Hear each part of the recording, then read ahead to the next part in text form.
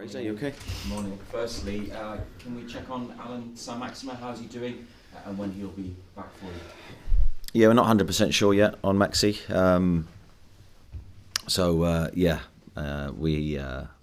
We'll wait and see. Has there been a setback? No, there's not been a setback. It's taken maybe a little bit longer than we hopefully, initially thought. But no major setback, no. But with hamstring injuries, we have to be careful. Last weekend at Aston Villa, you got Miguel Almiron back on the pitch for most of the second half. He'd been out for around a month. If you need him and ask him to start against Spurs, is he ready and fit enough for that? He's an option. I'd say he's in contention. Yeah, he's had minimal training. He's trained this week and trained well, as Miggy usually does. I was pleased to see him back on the pitch. But prior to that, yeah, he had quite a long absence. So we'll wait and see. I'll try and make the right call for him and the team. More generally on Almiron, it was about a year ago that he actually wasn't getting into your team, and we all know how well he's done for you this season and how important he's been. How would you say that his game has grown and developed over the last 12 months? Yeah, well, I think he's always had the physical capabilities to deliver off the ball. I think he's an incredible performer for us. He's certainly helped us with our high-intensity pressing game that we wanted to implement. On the ball, I think he's vastly developed his game. I think he's now got a unique way of playing. He's got unique relationships as well with the team, with Kieran and Sean and Bruno. It's quite evident when we play how he links up with those players. So, I think his game's in a good place. We're delighted to get him back fit. He's a big player for us. So he's obviously always had that in him, but he turned 29 in February. Is it common to see that kind of development at this level in a player at that stage of their career, would you say? I'd say it's probably slightly unusual to have the change in his goal scoring form this year compared to previous seasons. But as I always say, I think the player deserves huge credit because he's really got his head down and worked, and he's developed his game. I've seen him honing his skills finishing wise regularly after training to try and be the best finisher he can be in the positions that he's going to find himself in the team. So it's all come from his own hard work. Just before I ask you about Spurs, I wanted to see how Emil Kraft is doing. He's been without him for most of the season because of a serious injury. Where is he in his recovery? Yeah, he's doing well. It was a nasty injury Emil picked up. It was a big blow for us, and still is a big blow. We feel his gap within the squad.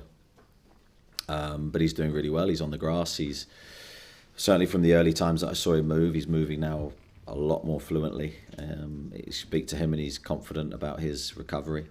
I'm not sure we'll see him at all in the squad before the end of the season. I think we're looking more to next year.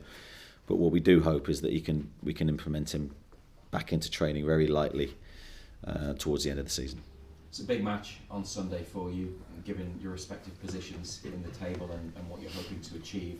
How crucial do you think it will be towards what you want to do and get back into Europe and hopefully that top four? Yeah, it's a huge game for us. No denying that at this stage of the season with the games running out. We're playing one of our competitors in the league. So, yeah, a big moment in our season.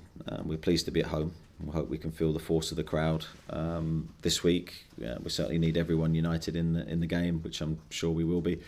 And hopefully we can respond to last week's disappointment. And it's in your hands, isn't it? You're ahead of Spurs in the table. You've got a superior goal difference and a game in hand. Could that be significant over the next 8 matches and next 6 weeks?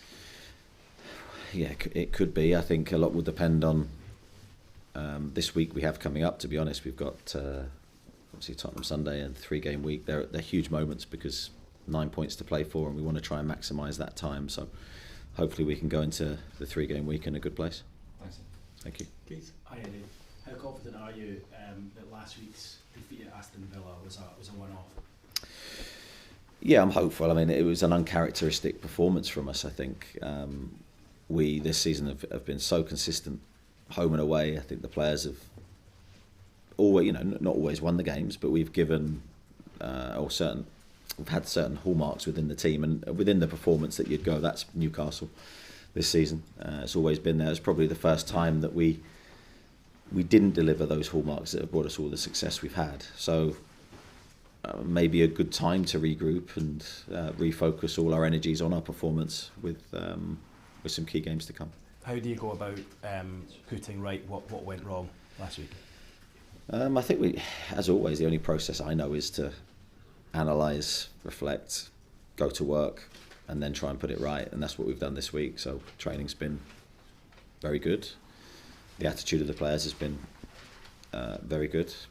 They've refocused. There's been no fallout from the game. There's been no negative energy lost. It's all been on the next game and making sure we respond in the right way. So I'm confident we'll perform, but we're playing a very good team.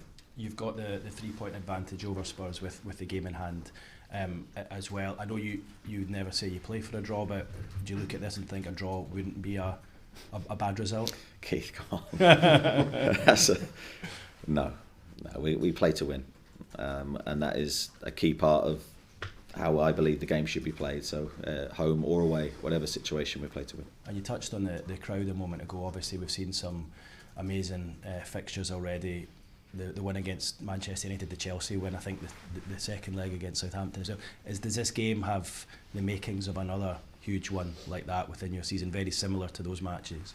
I think a similar feel, and hopefully the crowd will have an impact like they did in those games, because I look back and think back to the Chelsea game, as you say, the Manchester United game, the games in the cup were slightly different, but those huge league games for us, the crowd were magnificent and definitely carried us in certain moments of the game. So it's that kind of game where you're never quite sure it's going to go your way for 90 minutes. There'll be moments in the game where we need to be really strong and compact together, but hopefully the crowd can help. And as a whole, a huge week with 3 matches in 7 days. Do you almost need to bottle what you had in London a fortnight ago, where you went to work that week and came back with the optimum result? Yeah, it was a great week looking back. We gave a lot to that week. It was a lot of physical and mental energy. So yeah, it's a similar type week. We're going to some tough places, some tough games. It'll be a good examination of our credentials, of where we want to be, but we have to focus on Tottenham first. That's all our energy is going into that game. Spurs have obviously got a couple of world-class strikers in their ranks. The reverse fixture down in London, your defence were phenomenal that day. I think Sven Botman really just kind of came onto the scene for a lot of us that day. How much do you need another performance like that to ensure that you do get the 3 points? Yeah, without a doubt, our back four is going to need to be very good. You look at the quality they have with Kane, Son and other players as well. They've got a strong front line, Richarlison, etc., Danjuma, they're top players. So we need to be at our very best, as always, out of possession, whether that's pressing, whether that's defending, in whichever phase we're in.